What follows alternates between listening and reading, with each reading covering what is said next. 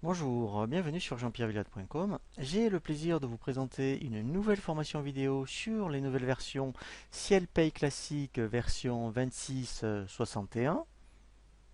L'objectif de cette formation est de bien vous apprendre à créer votre dossier. Nous verrons comment créer tous vos salariés.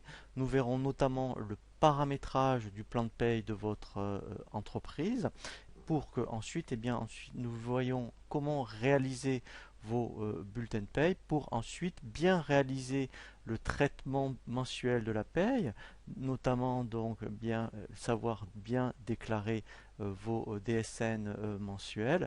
Et nous terminerons après effectivement par toutes les déclarations donc obligatoires que vous devez donc envoyer, et nous verrons la clôture de l'exercice. Le premier tutoriel que je vous propose sur cette nouvelle formation sur les versions CielPay 26-21 est la création de votre dossier.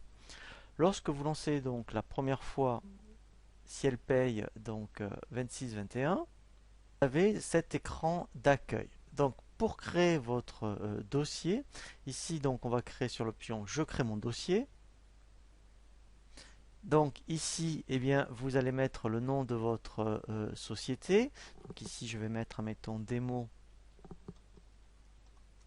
Ciel Paye 2019.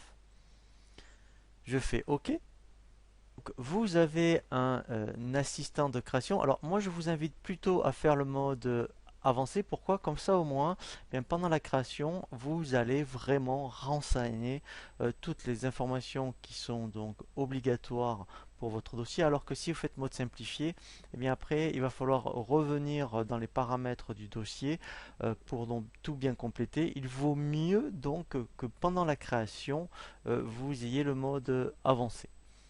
Donc là, je fais terminer. Ici, donc, il vous demande la raison sociale. Donc moi, je vais laisser démo Ciel Paye 2019. Hein. Donc là, vous mettez votre raison sociale. Et là, c'est très important. Ici, c'est le paramétrage donc des plans de paye. Donc ici, moi, comme je suis dans une société classique, je vais laisser standard. Je fais donc OK. Donc là, en fait, on arrive dans les paramètres société. Donc là, il reprend la raison sociale que vous auriez indiquée. Ici, donc dans type, il faut indiquer si vous êtes une personne morale ou personne physique. Donc là, je vais indiquer personne morale. Ici, donc la forme juridique, je vais mettre par exemple SARL. Voilà, je fais OK. Alors, très important, hein, vous voyez que vous avez des petits triangles rouges, hein, vous voyez, donc c'est bien indiqué, c'est obligatoire et c'est bloquant. On verra donc quand on verra les déclarations DSN, eh bien, si vous n'avez pas renseigné certaines informations ici dans tout ce qui est rouge, vous ne pourrez pas donc faire vos déclarations. Donc là, alors, je vous invite à l'indiquer, vous mettrez vos codes APE, le SIRET, ensuite le numéro URSSAF. Donc là, il faut vraiment remplir donc regardez vos déclarations, votre activité. Donc là par exemple je vais mettre formation par exemple. Voilà le code URSSAF, hein, donc ça vous l'avez sur vos déclarations, hein, c'est sur 18 caractères. Donc si vous êtes assujetti à la taxe sur les salaires, il faut le renseigner. Si vous êtes donc, mettons une société de service à la personne, il faudra indiquer votre numéro d'agrément. Et ici donc votre adresse. Donc là je vais mettre, mettons, les coordonnées. Voilà. Donc je vais mettre un code postal. Voilà. Donc là, j'ai sélectionne le pays. Voilà, je vais mettre France. Voilà, donc ça c'est pour l'onglet identification. Donc ensuite on a l'onglet paramètre 1 qui est très important.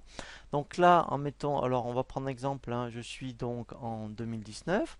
Ici donc, je pratique pas le décalage de paye. Donc moi début d'exercice, donc là vous voyez que lui par défaut il se met au mois de janvier puisqu'un exercice social c'est toujours janvier au 31-12. Hein. Donc là même principe. Hein. Donc là si vous êtes effectivement par exemple on est un exemple on est au mois de novembre.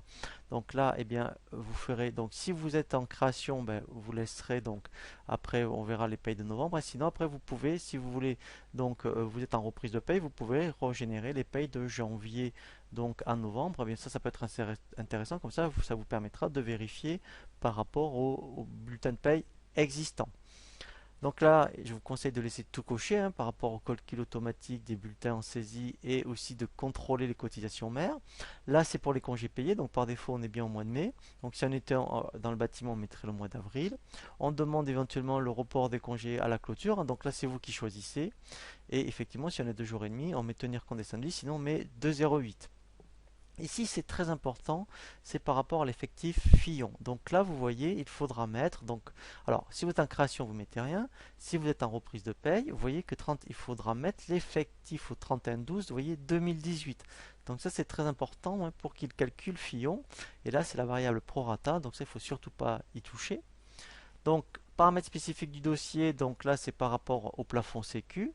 Hein, le SMIC horaire et le nombre d'heures par jour. Donc là, comme il est propre au dossier, alors on peut donc, vous voyez ici, effectivement, si vous avez un seul dossier, il faudra le cocher et l'année prochaine, en 2020, vous voyez donc, ici, il faudra donc le modifier. Donc là, je vais le laisser griser. Ensuite, paramètre 2, donc là, c'est l'horaire de l'entreprise. Donc là, par défaut, c'est 151h67.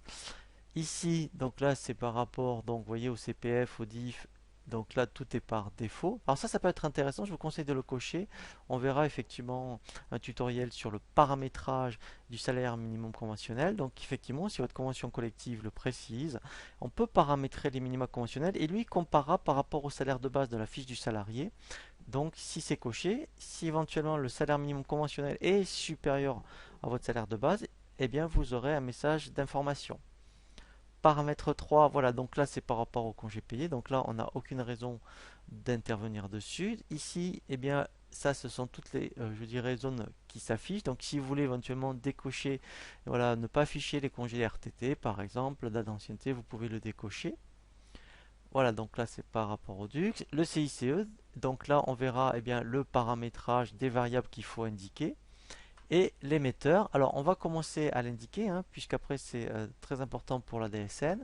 Donc l'émetteur, alors on le verra plutôt après quand on aura créé les salariés, puisque il y a de fortes chances, en fait, par exemple, que ce soit le gestionnaire de paye qui est salarié d'entreprise, qui sera l'émetteur. Donc quand on créera les salariés, on reviendra ici et on indiquera donc l'émetteur. Donc là je fais OK. Voilà, donc là au moins on a donc renseigné par défaut en mode avancé les paramètres du dossier. Donc on reviendra dans cette, je dirais, information hein, si vous avez besoin de modifier quelque chose. Hein. Mais c'est pour ça que c'est mieux qu'à la création vous soyez en mode avancé. Comme ça au moins, eh bien, vous indiquez vraiment, eh bien, donc toutes les informations donc dès le début.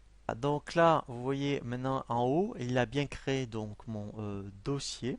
Donc là, nous allons voir un nouveau tutoriel sur l'ergonomie et la navigation.